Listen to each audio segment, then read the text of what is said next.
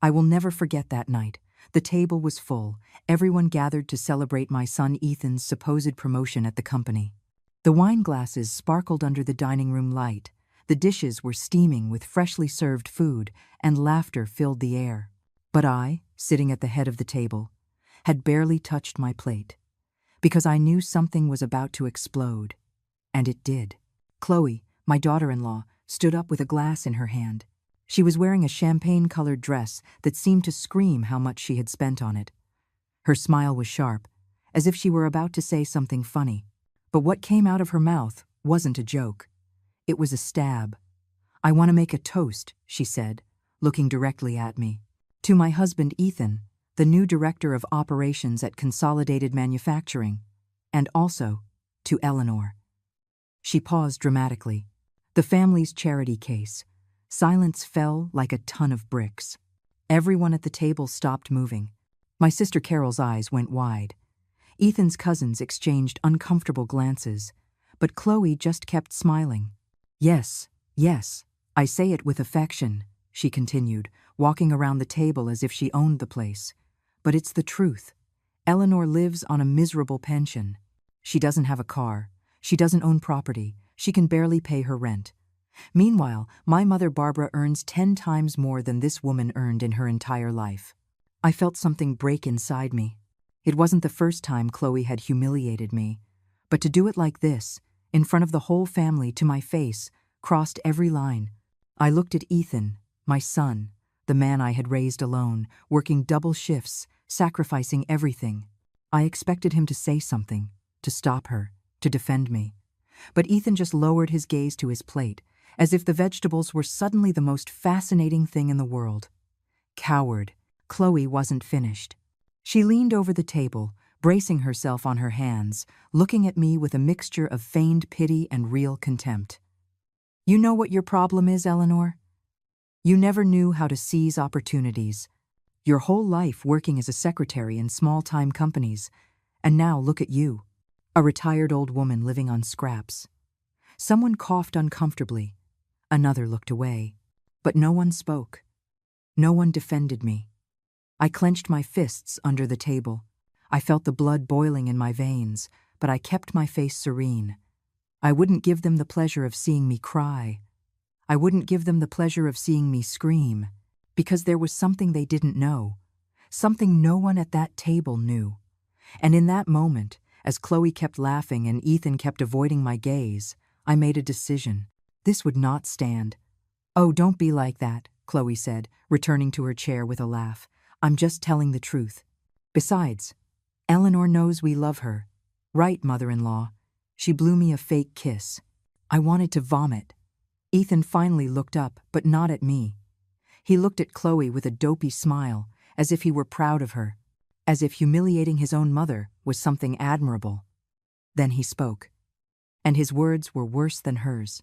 "My mom has always been modest," he said, in a tone that tried to sound diplomatic, but only sounded condescending.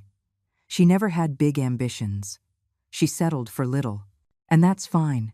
Not all of us can be successful." Successful. The word echoed in my head like a slap. Successful? This boy I had supported until he was 25 because he couldn't find a job? This man I got hired at Consolidated Manufacturing because I myself made a call? But they didn't know that. And in that moment I decided they wouldn't know. Not yet. Because revenge, true revenge, isn't served hot. It's served cold. Calculated. Perfect. So I just smiled. A small, calm smile, which seemed to confuse Chloe for a second. "You're right," I said in a soft voice. "I'm just a retired old woman. Unimportant. Powerless." I stood up slowly, folding my napkin carefully. "Enjoy your dinner. I'm leaving." I walked out of that house with my head held high. I heard Chloe laugh behind me, commenting on how I was just too sensitive. I heard Ethan mutter a weak excuse. But I didn't look back. Because I was already planning. I was already thinking. I was already preparing the moment when all that arrogance would collapse like a house of cards. And that moment would come soon. Very soon. I walked to the bus stop in the light rain of that evening. My old coat barely protected me from the cold. My worn-out shoes made a sound against the wet pavement.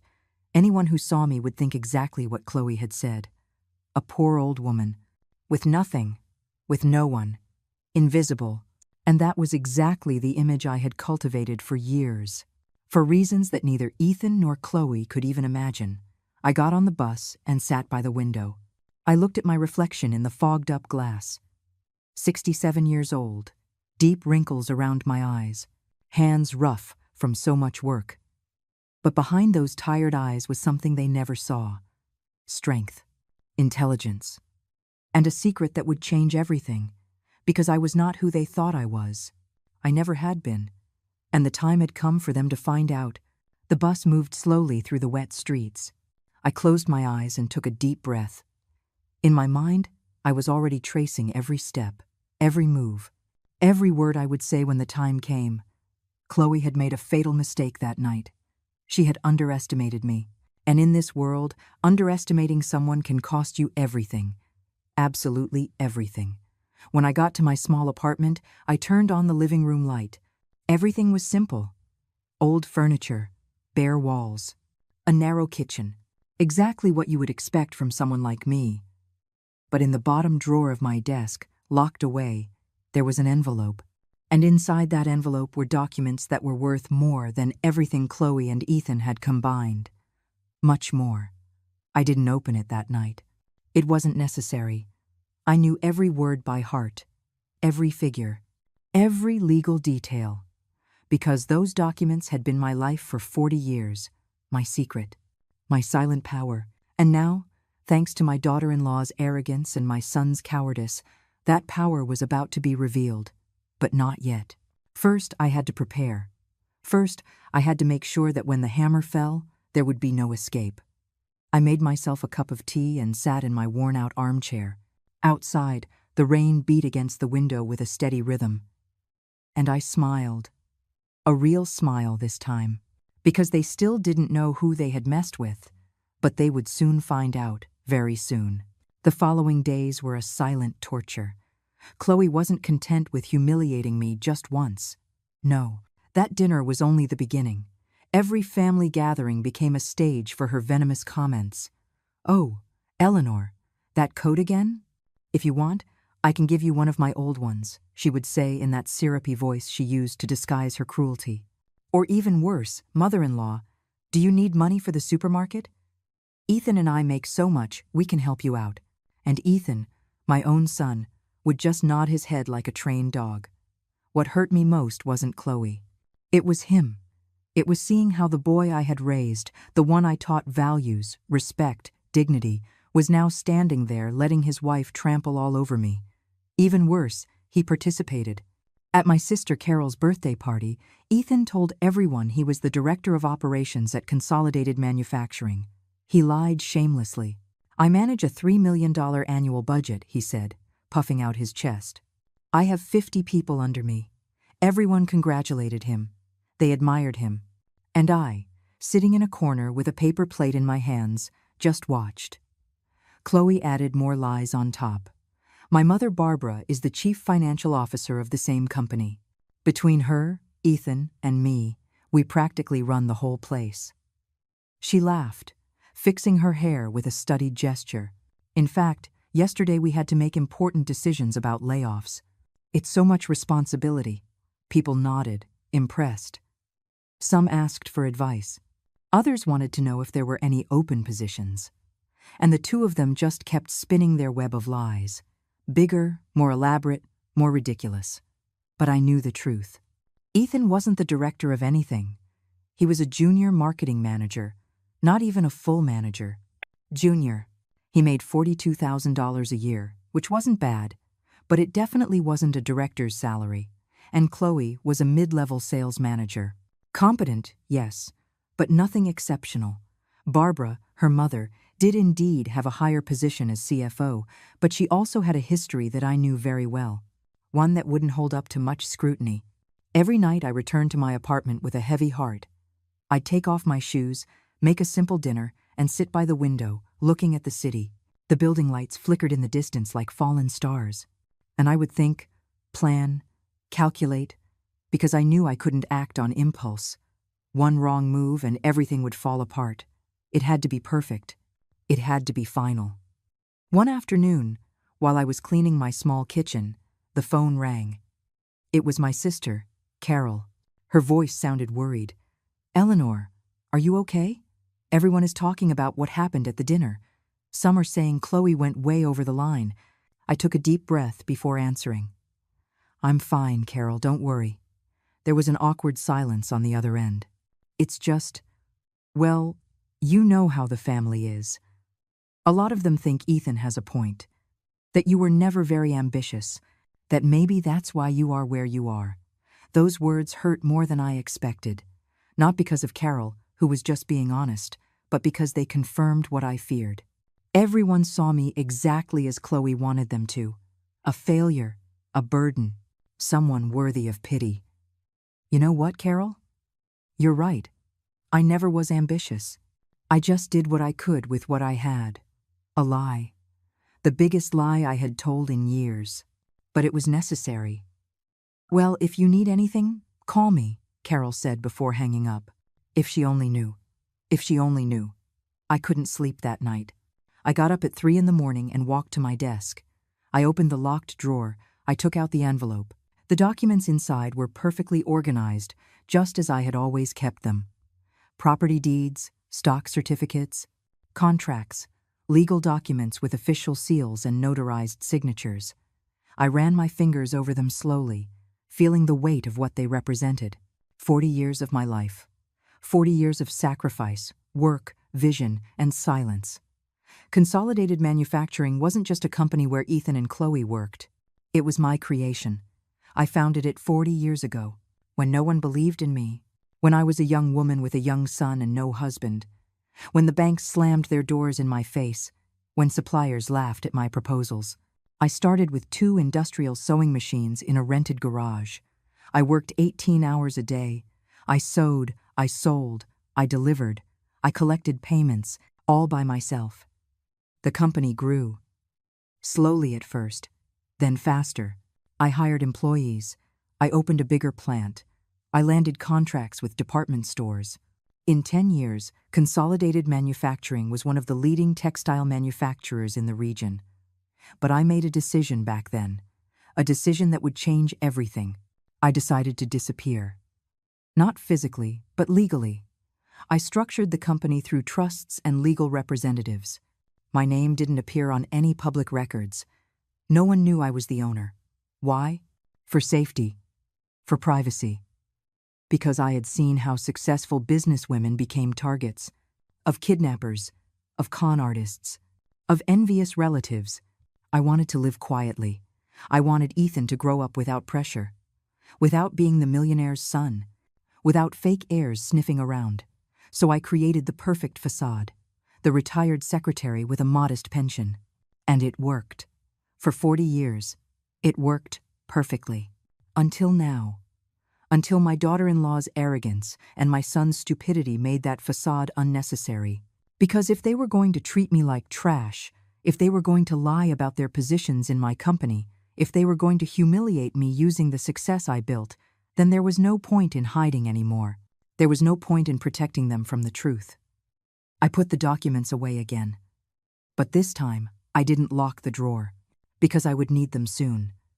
The next morning, I woke up with absolute clarity. I knew exactly what to do. I called Javier Ruiz, my trusted lawyer for 30 years, the only one who knew the whole truth. "Javier, I need to schedule an extraordinary meeting of the board of directors at Consolidated Manufacturing." There was a surprised pause. "Mrs. Hayes? After all these years? Are you sure?" His voice was full of concern. "Completely," I replied firmly. "And I want it soon. This week, if possible." "May I ask the reason?" Javier said cautiously. "Internal matters that require my personal attention." "And Javier, I want all the managers present. All of them. Without exception." I heard him typing on his computer. "Understood. I'll coordinate it immediately." "Anything else?"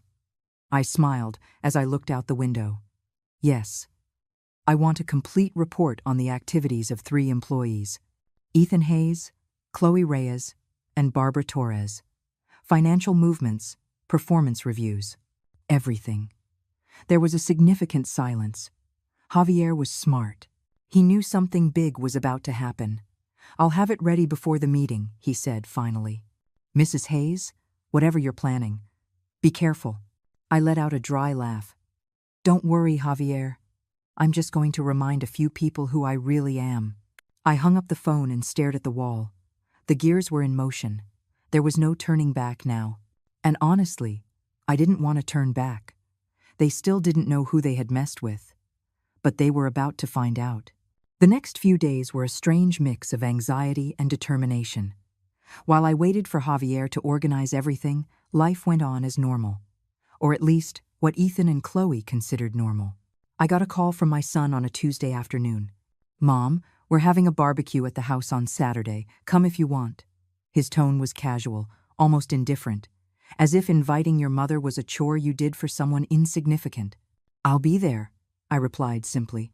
On the other end, I heard voices.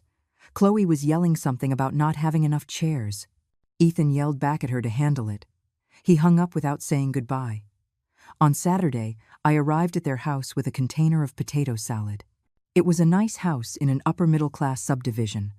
Nothing extraordinary, but presentable. Ethan had bought it with a bank loan that I knew he could barely afford. But of course, he told everyone he'd bought it with cash from his director bonuses. More lies. I rang the doorbell and Chloe opened the door. She was wearing a salmon-colored sundress and expensive sandals. She looked me up and down with that expression I knew so well, contempt disguised as politeness. "Oh, Eleanor, come on in. Just leave that in the kitchen. Not even a hello. Not a hug. Nothing." I went inside and found the house full of people.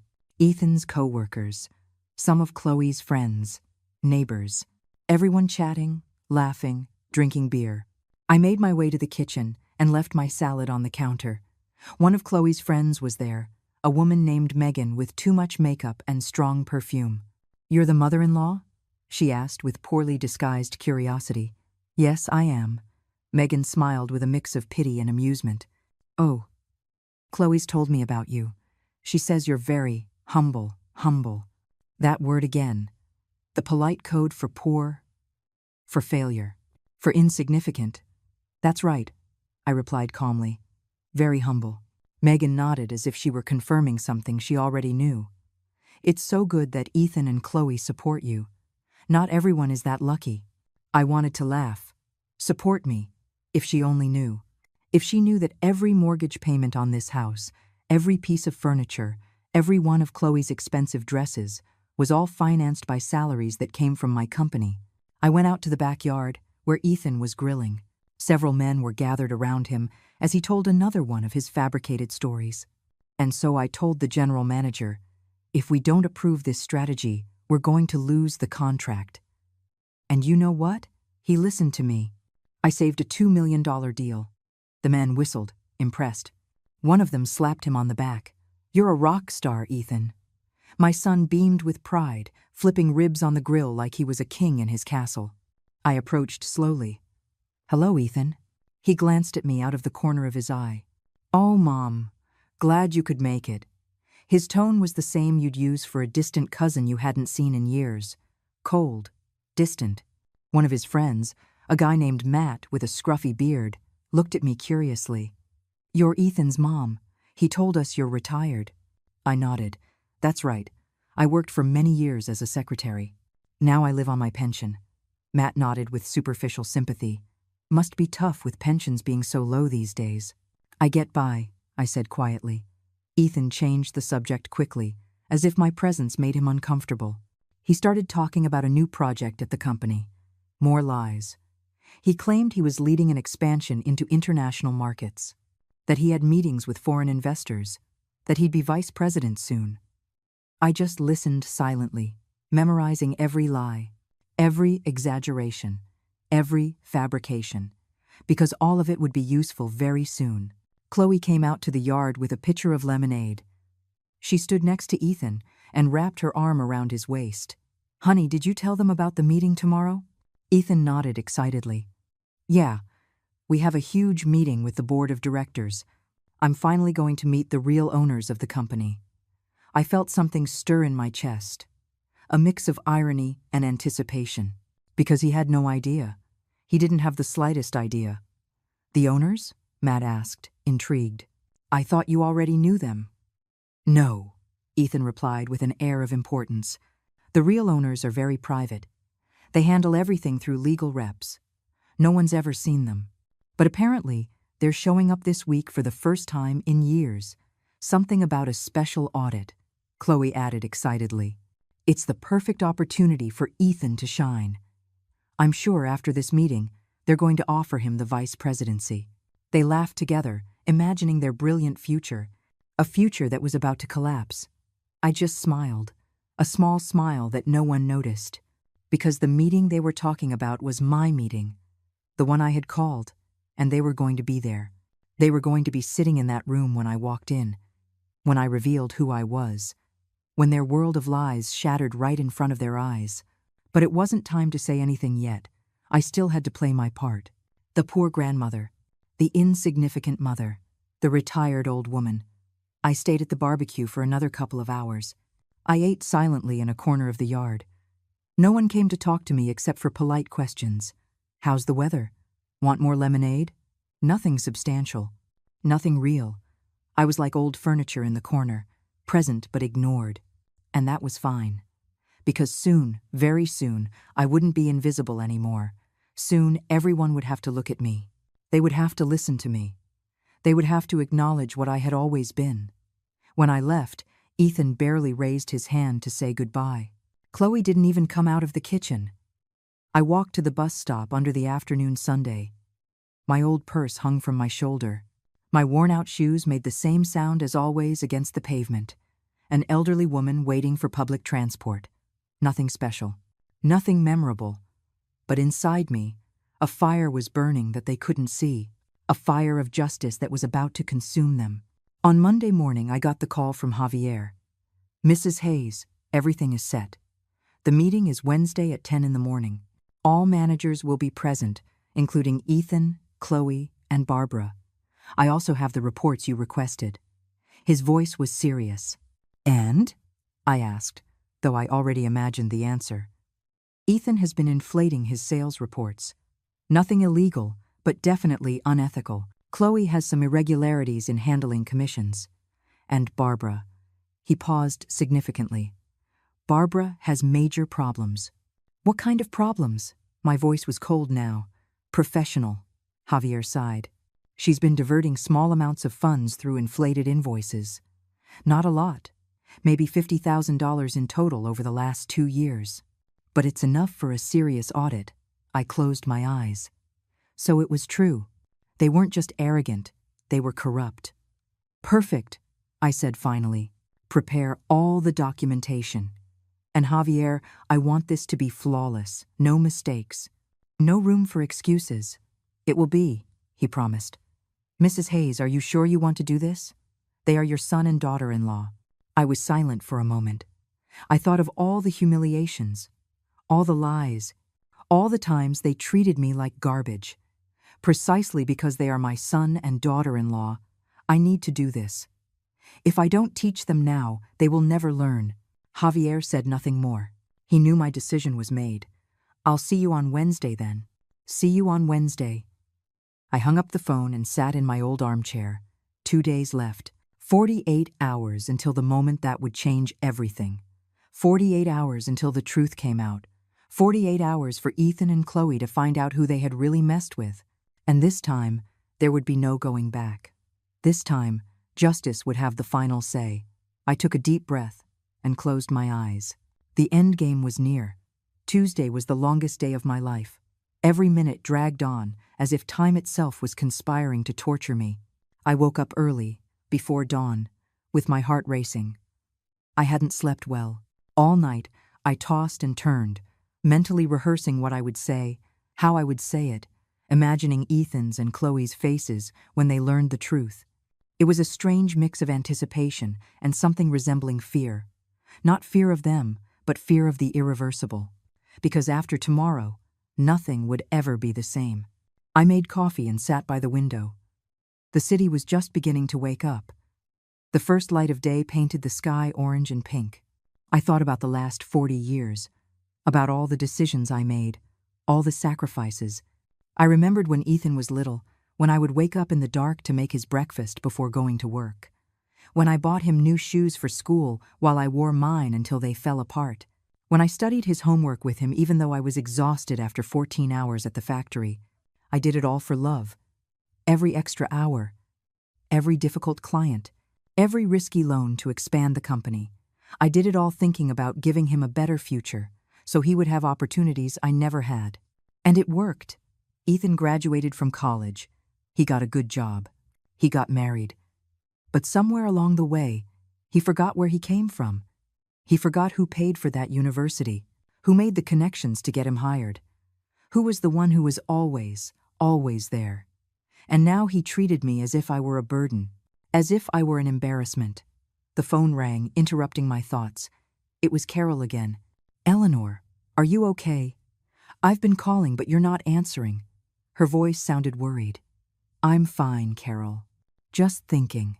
There was a pause. "I heard there's going to be a big meeting at Consolidated Manufacturing tomorrow. Ethan is really excited. He says he's going to meet the real owners." I bit my lip to keep from laughing. "Yes, I heard that." Carol sighed. "I hope it goes well for him. You know how he is. He exaggerates sometimes, but deep down he's a good boy. A good boy." The question came out sharper than I intended. Carol fell silent. Carol, a good boy, doesn't let his wife humiliate his mother. A good boy doesn't lie about his life to impress strangers. A good boy isn't ashamed of where he comes from. I heard her take a deep breath on the other end. "Eleanor, I know Chloe crossed the line, but Ethan loves you. He's just trying to impress her. You know how young marriages are." I wanted to scream at her to stop making excuses for him, but I didn't. "You're right. I'm sorry. I'm just a little sensitive lately." After I hung up, I stared at the phone. Even Carol, my own sister, defended Ethan. Everyone defended him. Because that's how the world works. The successful are always right. The poor are always wrong. It doesn't matter what the truth is. It doesn't matter what justice is. It only matters who has more money, more power, more influence. Well, tomorrow that equation was going to change. Tomorrow everyone would see who really had the power, and it wouldn't be who they expected. I spent the rest of the day preparing. I took a suit from the back of my closet that I hadn't worn in years. It was pearl gray, elegant but understated. I sent it to the dry cleaners. I shined my dress shoes, the only good pair I had. I packed my leather briefcase, the one I had bought decades ago when I closed my first big contract. Inside, I placed copies of all the important documents: stock certificates, articles of incorporation, financial statements, audit reports. Everything perfectly organized in folders with dividers. Javier called in the afternoon to confirm the final details. "Mrs. Hayes, tomorrow at 10 o'clock sharp. The main conference room will be ready. The company's legal team will be present, along with the current board, the department managers, and, of course, Ethan, Chloe, and Barbara." He paused. "Do you want me to tell them beforehand who you are?" "No," I replied firmly. "I want it to be a surprise. A complete surprise." Javier let out a nervous laugh. "This is going to be historic. In my 30 years as a corporate lawyer, I've never seen anything like this." "Are the reports complete?" I asked, changing the subject. "Completely. I have documentation of every irregularity. Chloe's unreported commissions total approximately $32,000. Ethan's inflated reports, while not constituting fraud, show a clear pattern of professional dishonesty, and Barbara has serious problems. $53,000 in total, diverted through fake invoices. I have irrefutable proof." My heart sped up. Enough for termination with cause. More than enough. In Barbara's case, probably enough for legal action if you decide to take it. I breathed deeply. I didn't want to ruin lives. I just wanted justice. I just wanted them to understand that they couldn't trample on people without consequences. "Prepare everything. We'll decide what to do tomorrow." We hung up, and I sat in silence. Tomorrow. It would all happen tomorrow. There was no more time for doubt. There was no more room for regret. The die was cast. That evening, I tried to eat dinner but had no appetite.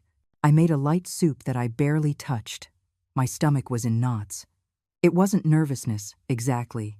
It was more the feeling of standing on the edge of a cliff, ready to jump without knowing exactly where I would land. I knew I was right. I knew they deserved this. But I also knew that after tomorrow, my relationship with Ethan would never be the same. Maybe he would never speak to me again. Maybe he would hate me forever. But then I remembered his face during that dinner. His cowardly silence as Chloe destroyed me with words. His stupid smile when she finished. The lies he told afterward. And the doubt evaporated. Because a son who can do that isn't a son. He's a stranger with your blood. And if I was going to lose him anyway, at least it would be on my own terms. At least it would be defending my dignity. At least it would be teaching him a lesson he clearly needed to learn.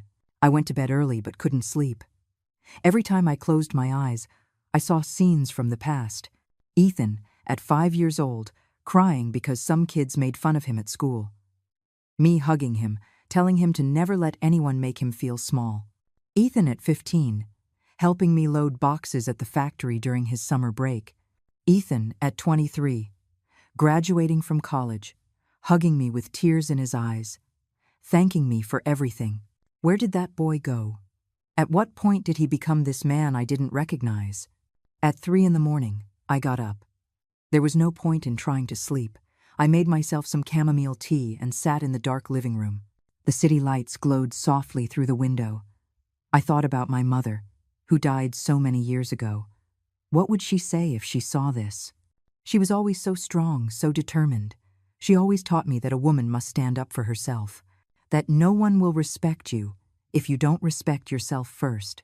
Mom, I whispered into the darkness. I hope I'm doing the right thing.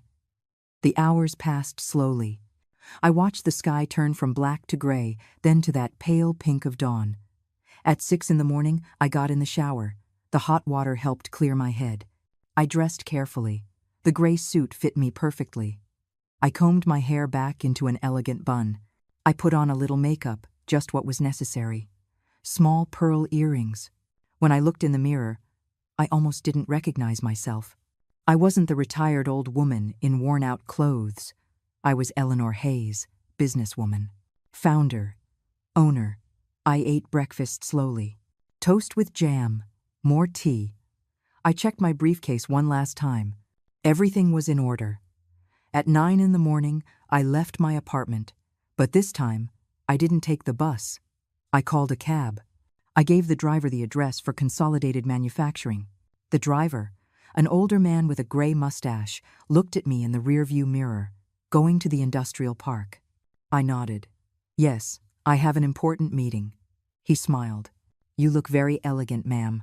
I'm sure it'll go well for you, if he only knew. Thank you, I said simply. And as the cab moved through the city streets, I felt everything inside me calm down. There were no more doubts. There was no more fear.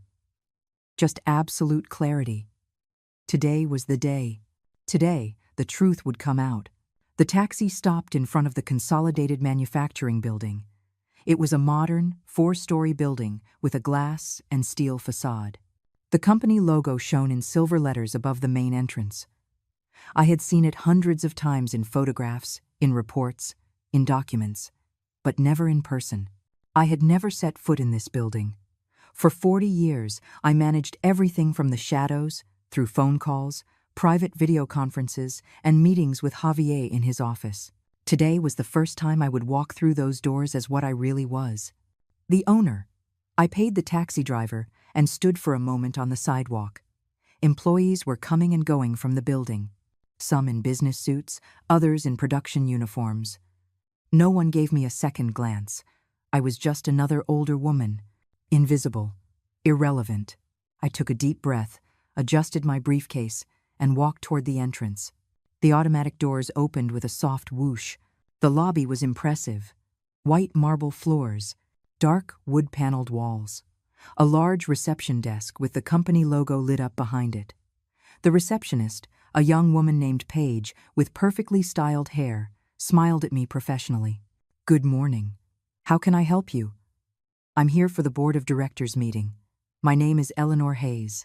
The woman checked her computer, frowning slightly. I don't see you on the guest list, ma'am. Before I could answer, Javier appeared from the elevators. Mrs. Hayes, right on time. He approached quickly, his own briefcase in hand and a serious expression. Paige, he said to the receptionist. Mrs. Hayes is with me. She is today's special guest. Paige nodded, confused, but let us pass. Javier and I walked toward the elevators. Once inside, with the doors closed, he looked at me with concern. Are you sure about this? We can still cancel. We can handle all of this privately. I shook my head. No, Javier. It has to be this way. Public. In front of everyone. So there are no doubts. So there are no excuses. He sighed, resigned. As you wish. But prepare yourself. It's going to be intense. The elevator climbed slowly. Second floor? Third floor? Fourth floor? The doors opened. The hallway was long and quiet. Gray carpet, cream-colored walls with abstract paintings, office doors on both sides with nameplates indicating names and titles. We passed one that said Ethan Hayes, Junior Marketing Manager. It didn't say Director. It didn't say anything grand. Just Junior Manager. The truth, etched on a metal plate. We kept walking until we reached a set of double wooden doors at the end of the hall. Main conference room, the sign read. Javier stopped before opening them. Everyone is inside. The board members, the managers, the legal team. They're waiting. Ethan and Chloe? I asked. Inside. Barbara too. None of them know why they were specifically summoned. They just know it's an extraordinary meeting with the owners. Perfect. Javier pushed the doors open, and we walked in. The room was enormous. A long mahogany table dominated the center, surrounded by executive leather chairs. Huge windows showed the city stretching to the horizon. And around that table, they all were. 15 people in total. I recognized several from the photographs in the reports. The CEO, Gregory Stone, the head of human resources, the head of production, and there, on the left side, were them. Ethan, my son, dressed in a black suit that probably cost him 3 months' salary, red tie, hair slicked back with gel. He looked important, confident. Next to him was Chloe, in an emerald green business dress and heels that clicked against the floor. Her makeup was perfect. Her posture was that of someone who thought she owned the world. And on the other side of the table, Barbara, a woman in her 60s. Dyed brown hair, designer glasses, a serious expression, the corrupt CFO who had been stealing from my company. Everyone turned when we entered. The conversation stopped. Ethan looked at me with genuine surprise. Mom? What are you doing here? His tone was somewhere between confused and annoyed, as if my presence were an intrusion. Chloe looked me up and down with disbelief. Then she let out a nervous laugh. Mrs. Hayes, but why is she here? Barbara didn't even recognize me. To her, I was a stranger. Javier raised his hand for silence. Good morning, everyone. Thank you for coming on such short notice. I know you have many questions. Mr. Ruiz Gregory, the CEO, interrupted. He was a man in his 50s with graying temples. You told us we would finally meet the owners of the company. Are they coming or not? Javier smiled slightly. They are already here. There was a murmur of confusion. Everyone looked at each other. Where? Someone asked. Javier stepped aside and gestured to me. Allow me to introduce Eleanor Hayes, founder and majority owner of Consolidated Manufacturing, owner of 75% of this company's shares. The silence that followed was absolute. No one moved. No one breathed. It was as if time itself had stopped. Everyone's eyes were fixed on me, some with shock, others with disbelief. Ethan's mouth was hanging open. Literally, Chloe had turned pale. Her perfect makeup couldn't hide the shock on her face. Barbara had taken off her glasses, cleaning them nervously, as if she thought she'd seen wrong. I walked slowly to the head of the table. My footsteps echoed in the silence. I placed my briefcase on the table and opened it calmly. Good morning, I said, my voice firm and clear. As Mr. Ruiz said, my name is Eleanor Hayes. I founded this company 40 years ago. I have managed its operations ever since through legal representatives. But today, I decided to introduce myself in person for the first time. I took out a folder and slid it toward Gregory. Here are the documents proving my ownership. Stock certificates, articles of incorporation, everything duly notarized and registered. Gregory took the folder with trembling hands and began to review it. His eyes grew wider with every page. Ethan finally found his voice. This has to be a joke. Mom, what is going on? What is all this? I turned to look him directly in the eye. It's not a joke, Ethan. It's the truth. A truth you never bothered to find out because you were too busy inventing lies about your own life. His face went from confusion to anger. What are you talking about? Chloe shot to her feet. Wait. This can't be real. You're a retiree. You live in a tiny apartment. You ride the bus. You can't be the owner of this company. I smiled sadly. And why can't I be, Chloe? Because I don't dress like you? Because I don't show off my money? Because I chose to live with humility instead of arrogance? She fell silent, her mouth opening and closing without making a sound. I turned to everyone present. For 40 years, I built this company from scratch. I worked 18 hours a day. I sacrificed everything, my youth, my relationships, my comfort, all to create something lasting, something of value, and I succeeded. Consolidated Manufacturing generates $52 million annually. It employs 300 people. It's a leader in the textile sector. But, I continued, my voice turning colder, I have recently discovered some troubling things: irregularities, dishonesty, lies. I looked directly at Ethan. My own son, for example, has been telling his family and friends that he is the director of operations, that he manages million-dollar budgets, that he makes executive decisions. All false. He is a junior marketing manager. A respectable position, yes, but not what he pretends to be. Ethan sank into his chair. His face was red with shame. Some of the people present looked at him with a mixture of pity and contempt. Then I looked at Chloe. My daughter-in-law has been misappropriating sales commissions. $32,000 in 2 years.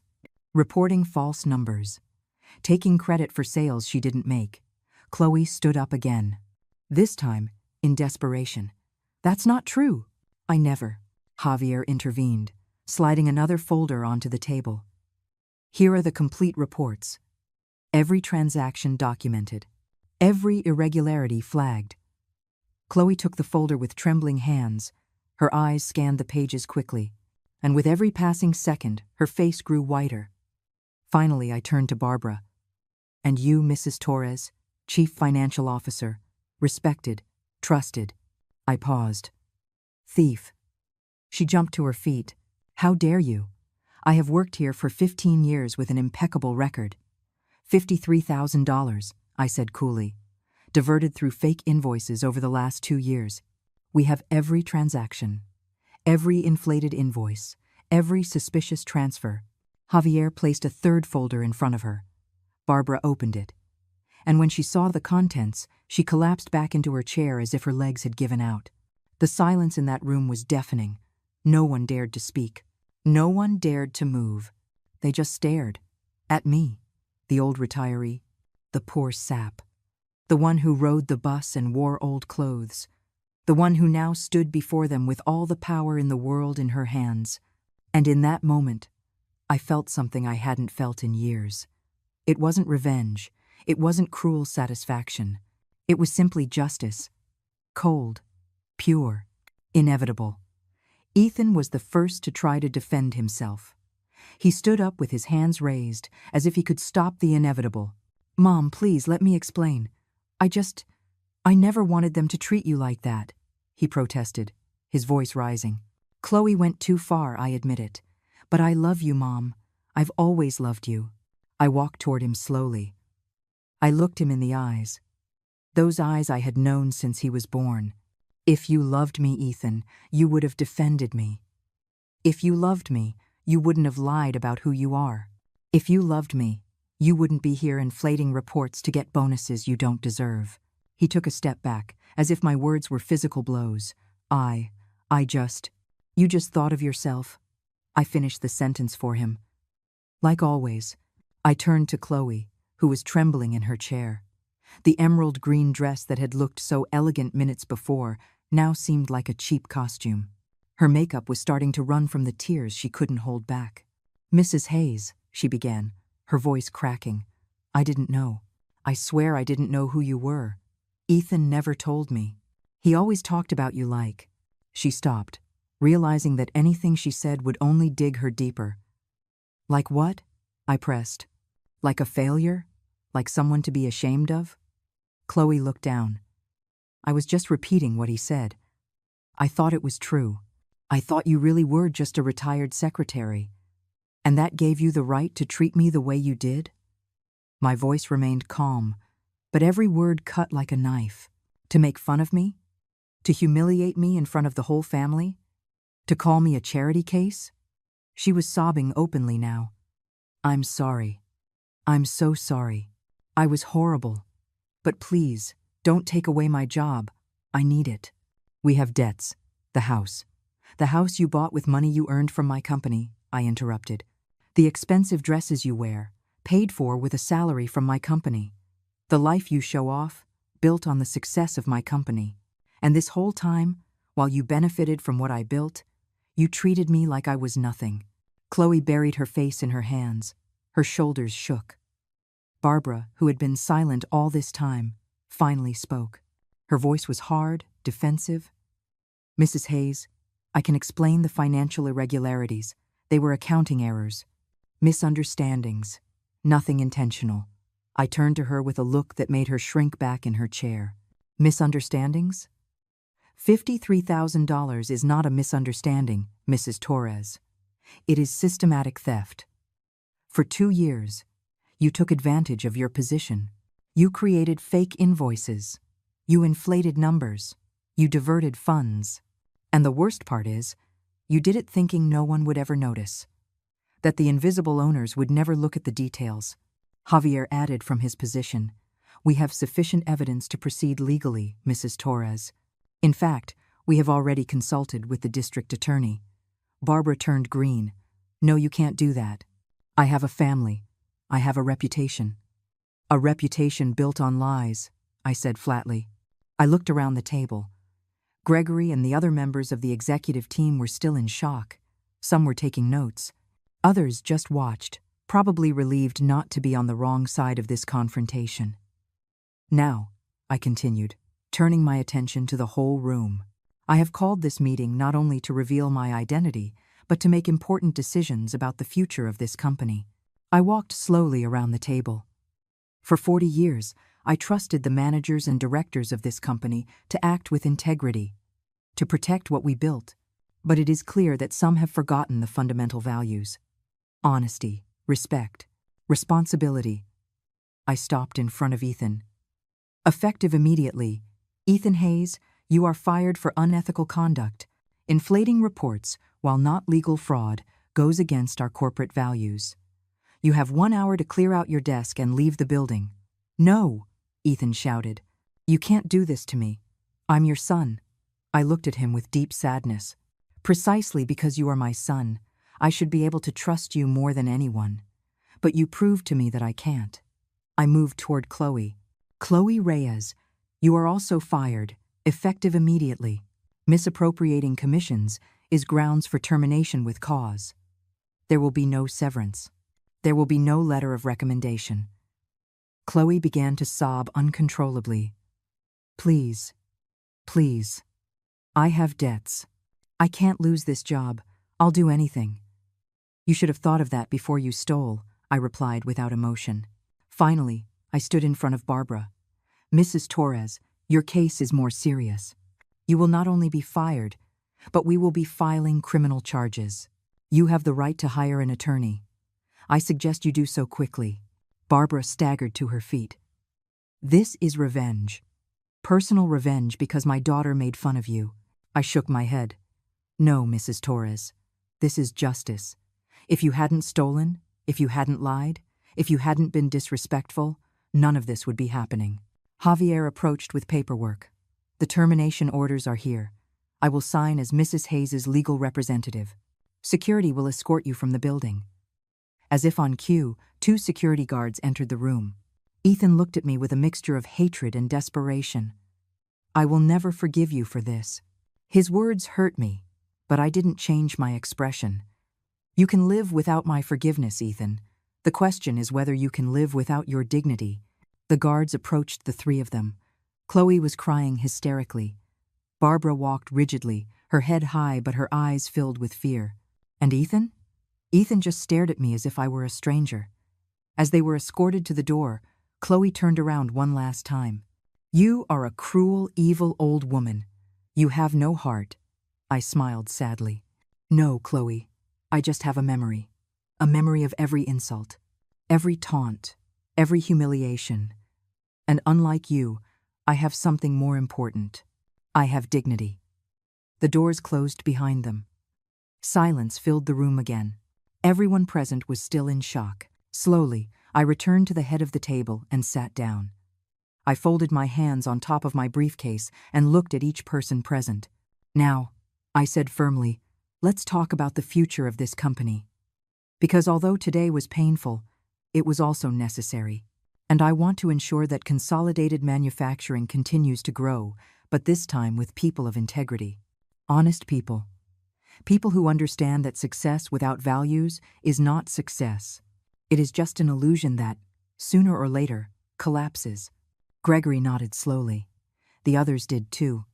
And for the first time in 40 years, I felt completely visible, completely present, completely in control. The meeting continued for 2 more hours. We talked about restructuring, about new transparency policies, about quarterly audits. Gregory, the CEO, turned out to be more competent than I thought. He had been managing the company well without even knowing who the real owner was. I offered him to continue in his position with a raise and more autonomy. He accepted gratefully, though he was still processing the shock of the revelation. The other managers also showed professionalism. They asked intelligent questions. They presented ideas. They adapted quickly to the new reality. When the meeting finally ended, everyone left except for Javier and me.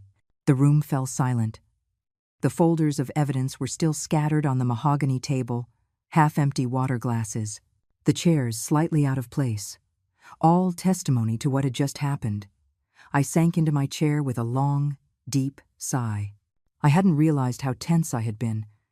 Every muscle in my body ached. Javier sat down next to me. "How do you feel?" he asked softly. "I don't know," I admitted. Empty, sad, relieved, all at the same time. He nodded understandingly. "You did the right thing, Mrs. Hayes. What happened today was difficult, but necessary." I rubbed my temples. A headache was starting to form. "I'm still his mother, Javier. I just destroyed my own son's career. What kind of mother does that?" Javier looked at me with those wise eyes that had seen so many legal battles. A mother who understands that loving someone doesn't mean letting them destroy you. A mother who knows that consequences teach what words could not. We sat in silence for a moment. Then Javier took another document from his briefcase. "There's one more thing we need to discuss. The media. This story is going to get out. The mysterious owner of Consolidated Manufacturing revealing herself after 40 years, firing her own son. It's going to make headlines." I groaned. I hadn't thought of that. "What do you suggest?" "Prepare a press release. Control the narrative before the rumors get out of control. I can handle it if you'd like." I nodded gratefully. "Please do, but keep it professional. I don't want this to turn into a circus." Javier took notes. "And Ethan? Chloe? They're going to talk to the media. They're going to tell their side." "Let them talk," I said wearily. "The truth is documented. The facts don't change just because they invent stories." He closed his notebook. "Do you want me to take you home?" I shook my head. "Not yet. I want to walk through the company. I want to see with my own eyes what I built. I've never been here physically. I think I owe myself that." Javier smiled. "Of course. Would you like me to accompany you?" "No. I want to do it alone." I left the conference room and walked down the 4th-floor hallways. Offices on both sides. Executives working at computers. Phones ringing. People gathered, discussing projects. No one paid any attention to me. I was just an older woman walking by. I took the elevator down to the 3rd floor. Human resources. Accounting. More offices. More people working. 2nd floor. Sales. Marketing. I saw Ethan's empty cubicle. His desk still had photographs. One of him and Chloe at their wedding. Another on a beach vacation. A picture frame with a photo of me from years ago. I picked it up. It was from his college graduation. I was beside him, hugging him, with a huge smile. Both of us so happy. What happened to those 2 people? I put the frame back where it was and kept walking. 1st floor. The production plant. It was different here. The noise of industrial sewing machines filled the air. Dozens of workers, mostly women, operated equipment with expert precision. Bolts of colorful fabric passed through their hands, turning into garments. This was the heart of the company. This was what I had built. I approached one of the workers. She was a woman in her 40s with her hair pulled back in a ponytail. "Excuse me?" I said, getting closer. She looked up, surprised. "Yes, ma'am? How long have you worked here?" The woman smiled. 12 years. I started as an apprentice, and now I'm a line supervisor. I felt something warm in my chest. "Do you like your job?" "I love it. It's a good company. They pay well. They have good benefits. My kids have been able to go to school because of this job." Her words filled me with a deep satisfaction. "I'm glad to hear that," I said sincerely. She looked at me curiously. "Are you new here?" I smiled. "Something like that. I'm just getting to know the place." "Well, welcome." I left the production floor with tears in my eyes. But they weren't tears of sadness. They were tears of pride. Because at the end of the day, this was what mattered. Not the fake titles, not the expensive dresses, not the lies to impress others. What mattered was that 300 families had a stable income thanks to what I built, that children could go to school, that mothers could feed their kids. That was true success. That was the real legacy. I returned to the main lobby. Paige, the receptionist, saw me and smiled shyly. She had probably already heard who I was. "Mrs. Hayes," she said respectfully. "Do you need anything?"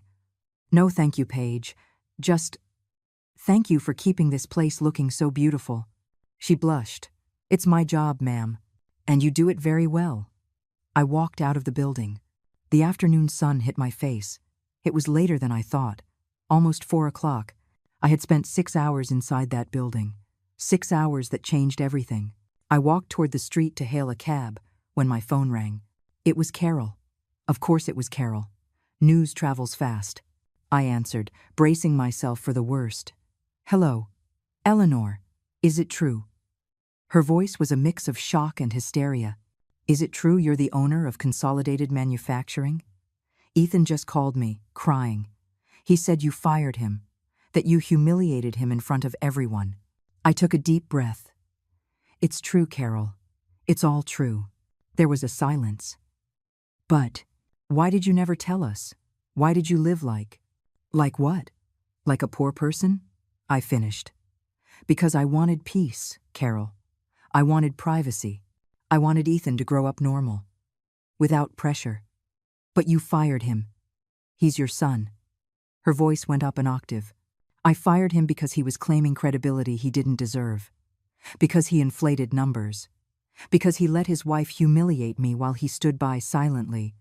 My voice was firm now. "I gave him everything, Carol. Everything.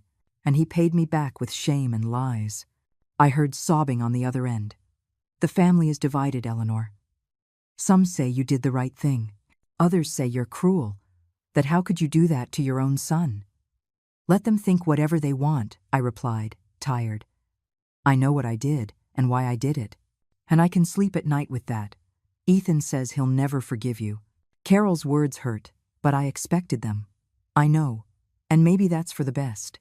Maybe he needs time away from me to understand what he did wrong. Carol sighed. "I don't know what to say, Eleanor. This is too much, too big, too complicated." "I know," I admitted. "But it's done. There's no turning back. And now what? Are you going to keep living in that tiny apartment? Are you going to keep riding the bus? I smiled, in spite of everything. I don't know. Maybe I will. Maybe I won't. I have to think about it. We said our goodbyes and I hung up. A taxi pulled up in front of me. I got in and gave my address. The driver, a different one from this morning, turned on the radio. The news was talking about the weather, traffic, politics.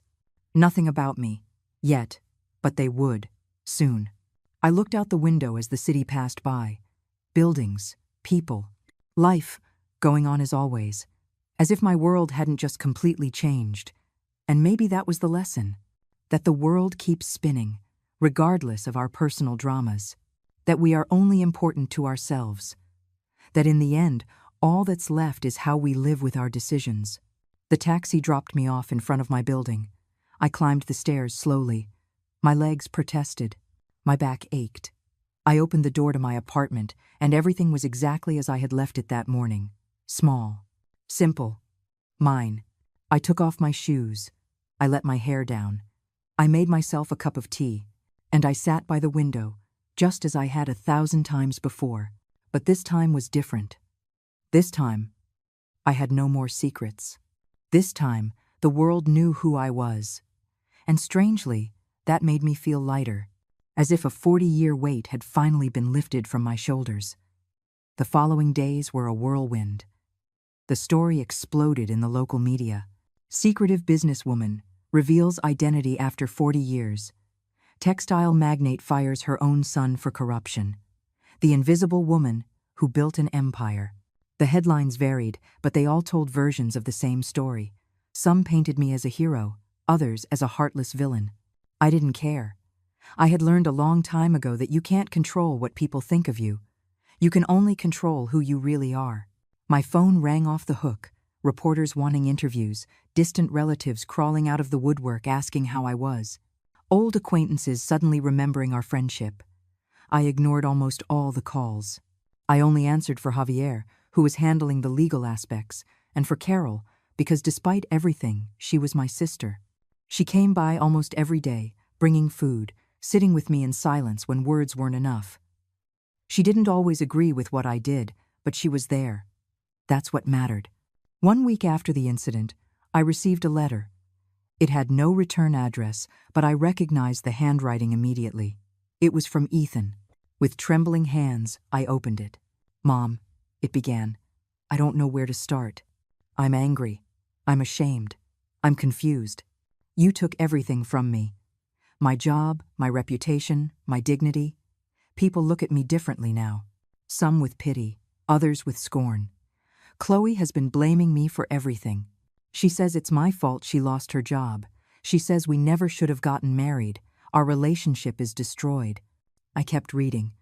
But that's not the worst part. The worst part is that when I think about everything that happened, I can't help but wonder if you were right. If I became someone I don't recognize.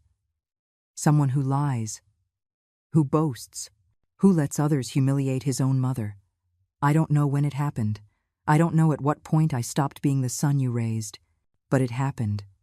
And now I don't know how to fix it. Tears began to fall onto my cheeks. I don't expect your forgiveness. I don't deserve it. I just wanted you to know that I'm sorry.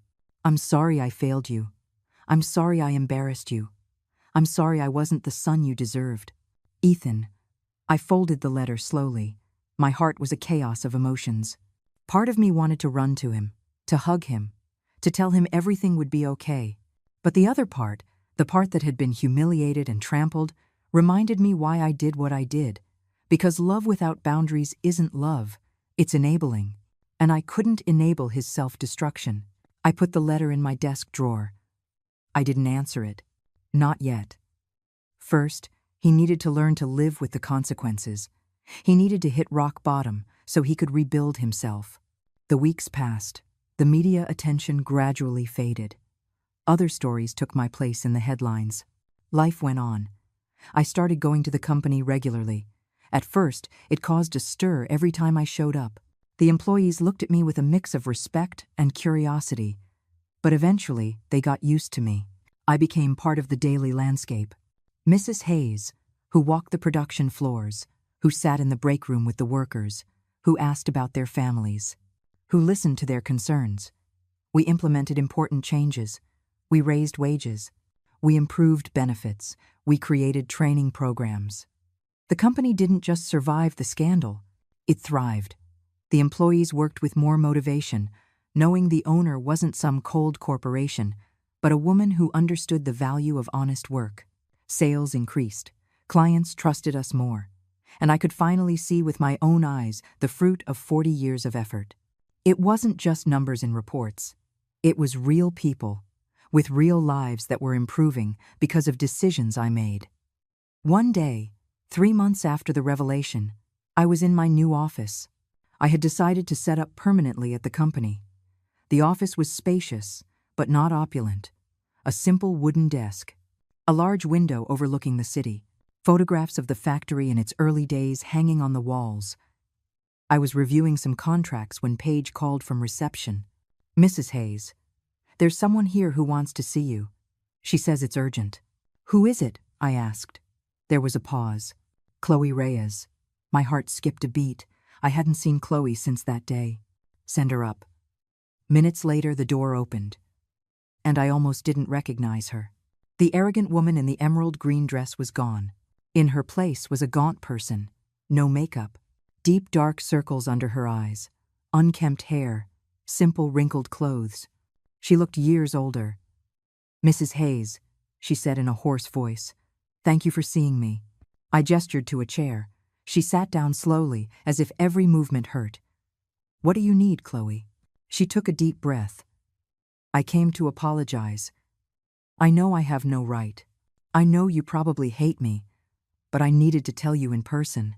I was horrible to you, cruel, arrogant. I said unforgivable things. I did unforgivable things." Her eyes filled with tears. "And now I'm paying for it. Ethan and I separated. I can't find a job because no one wants to hire someone fired for theft. I had to sell the house. I'm living with my mother, who also can't find work for obvious reasons. My life has completely fallen apart. And you're here to ask for pity?" I asked, without emotion. "No," she replied quickly. "I'm not here to ask for anything, only to say that I'm sorry, that you were right, that you deserved respect, that I never should have treated you the way I did." She wiped the tears with the back of her hand. "I grew up poor, you know. My family never had anything. When I got this job, when I started making good money, I went crazy. I wanted to have everything I never had. I wanted to be someone important, and in the process, I turned into a monster." "That doesn't justify what you did," I said firmly. "I know," she admitted. "I'm not justifying anything. I'm just trying to explain. And maybe, just maybe, learn from this." We sat in silence for a moment. I looked at this broken woman in front of me. Part of me felt satisfaction seeing how far she had fallen, but another part, a larger part, just felt sadness. Sadness for the waste, for the lost opportunities, for how arrogance destroys people from the inside out. "What are you going to do now?" I finally asked. She shrugged. "Look for work. Any work. Rebuild my life from scratch. Learn true humility, not the fake kind." "And Ethan?" The mention of his name made something twist in my chest. Chloe sighed. "He's struggling too. He got a job at a small company, makes a fraction of what he used to. Lives in a tiny apartment, but I think it's doing him good. It's forcing him to grow up, to mature. Is he still angry with me?" I couldn't help but ask. She shook her head. "Not anymore. Now he's just sad. He says he understands why you did it, that he deserved it, but that he misses talking to you. He misses his mom." The tears threatened to come, but I held them back. "Maybe someday we can talk, but not today. Not yet." Chloe nodded, understanding. "I get it. I just wanted you to know that he has changed, that he's trying to be a better person. And I am too." She stood up slowly. "Thank you for listening to me, Mrs. Hayes. You didn't have to." "No," I admitted. "But I wanted to. Because despite everything, I believe people can change if they really want to. She smiled sadly. I hope you're right. When Chloe left, I sat in my office for a long time, looking out the window, thinking about everything that had happened, about the decisions I made, about the consequences they triggered. Did I do the right thing? I still wasn't completely sure. But I did know one thing. I knew that I stood up for myself when no one else would. I knew that I set boundaries when it was necessary. I knew that I taught a hard but important lesson. And I knew that, despite the pain, I could live with myself. That had to be enough. 6 months after that day that changed everything, my life had found a new rhythm. I no longer lived in the small apartment. I moved to a modest but comfortable house on the outskirts of the city. Nothing flashy. I didn't need to impress anyone. I had a garden where I grew tomatoes and herbs, a study where I read in the afternoons, and a peace I hadn't felt in years. The company continued to grow. Gregory turned out to be an exceptional CEO. Together, we implemented changes that transformed not only the numbers, but the entire culture of consolidated manufacturing. One Saturday afternoon, I was pruning the roses in the garden when I heard the doorbell. I wasn't expecting visitors. Carol had gone on a trip with her husband. Javier never came by unannounced. I took off my gardening gloves and went to open the door. On the other side stood Ethan, my son. He looked different, thinner, more serious. He was wearing jeans and a simple shirt. None of the expensive suits from before. He was holding flowers in one hand, yellow roses. My favorite. "Hi, Mom," he said, his voice trembling. "Ethan." My voice came out softer than I expected. "Can I come in?" he asked cautiously. I nodded and stepped aside. He entered slowly, looking around. Nice house. Simple. Like you. It wasn't an insult this time. It was a compliment. "Thank you." We sat in the living room. An awkward silence filled the space between us. He looked at the flowers in his hands. I looked at my hands in my lap. Finally, he spoke. "I haven't stopped thinking about what happened. Every day, every night, I replay it all in my mind. The things I said, the things I allowed, the lies I told. Ethan," I started, but he held up his hand. "Please, let me finish. I've practiced this 1,000 times. He took a deep breath. "I was a coward, a liar, a bad son. I failed you in every way possible.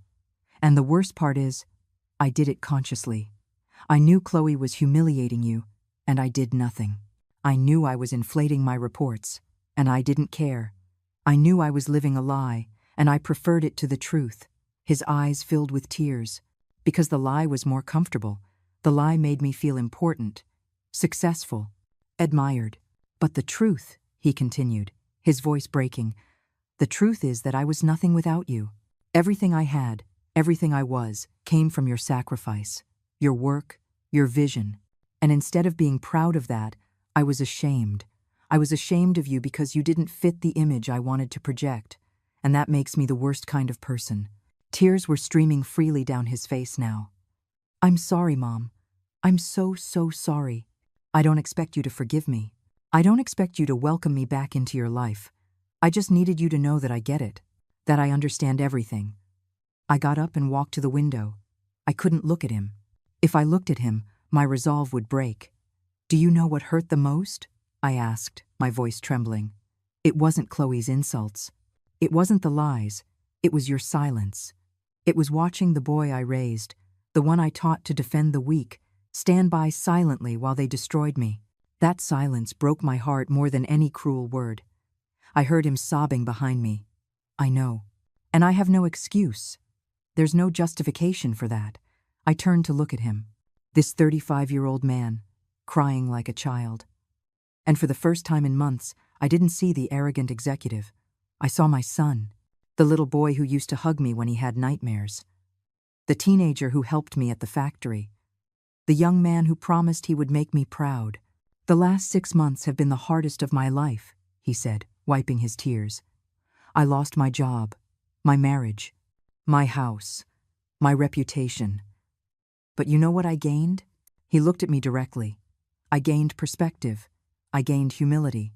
I gained honesty. I work at a small company now as a marketing assistant. I make $1,200 a month. I live in a one-bedroom apartment. I wear second-hand clothes. And for the first time in years, I can sleep at night. Because I'm not lying. I'm not pretending to be someone I'm not. I'm just Ethan. And that's enough. His sincerity cut through me. Every word sounded real. Honest. Without the layers of falsehood he used to wear. "Chloe?" I asked. She moved to another city. We divorced 2 months ago. It was for the best. We were toxic together. We fed into the worst parts of each other. I walked slowly toward him and sat down beside him. "Why did you come today, Ethan?" He looked at me with red-rimmed eyes. "Because it's your birthday. 68 years old. And I realized that for your last 3 birthdays, I didn't even call you. I was too busy with my fake life. And I don't want to be that person anymore. I had forgotten it was my birthday. With everything that had happened, dates had lost their importance. These flowers," he said, holding them out to me. "I bought them with my own money. It's not an expensive bouquet like the ones Chloe used to buy to impress people. But they're from the heart. They're real." I took the flowers. The yellow roses smelled beautiful. "Thank you," I whispered. "I don't expect you to forgive me today," Ethan said. "Or tomorrow. Or maybe ever. But if, someday, you could give me a chance to show you that I've changed, that I've learned, that I've grown, that would be the greatest gift of my life." I looked at him for a long time, searching for any sign of manipulation, of falsehood, but I only saw genuine pain, real remorse, true growth. "Forgiveness isn't something you give all at once," I said finally. "It's something you build, day by day, with actions, not words." "I know," he nodded, "and I'm willing to work for it, for as long as it takes." I got up and went to the kitchen. I put the flowers in a vase with water. I made 2 cups of coffee. When I returned, Ethan was still in the same spot, waiting. I offered him a cup. "Stay for dinner," I said simply. His face lit up. "Really? It doesn't mean everything is forgiven. It doesn't mean we'll go back to being what we were. But it means I'm willing to try." Little by little. He stood up and hugged me. A long, desperate hug, full of all the feelings that words couldn't express. That night, we cooked together. Something simple. Pasta with tomato sauce, a salad, bread. We talked about his new job, about my life at the company, about Carol and her trip, about everything and nothing. And for the first time in years, it felt normal, real, honest. When he left that night, he hugged me again at the door. "Thank you for giving me this chance, Mom. I won't waste it." "You'd better not," I said with a small smile. I watched him drive away in his old car. A 10-year-old model, full of dents. And I felt something I hadn't felt in a long time. Hope. In the following months, Ethan came to visit regularly. Sometimes just for coffee. Other times to help me in the garden. He never asked for money. He never asked for favors. He just wanted to be present, to rebuild what he had broken. And slowly, very slowly, the wound began to heal. We never went back to being exactly what we were before. Some things, once broken, can't be fully repaired.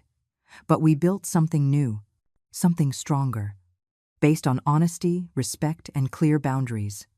A year after the revelation, I was sitting in the same garden, pruning the same roses. The company was doing better than ever. Ethan had been promoted at his new job for his work ethic and dedication. Carol and I talked every week. And I, finally, was living in peace. Not the peace of ignorance, but the peace of someone who fought for her dignity and won.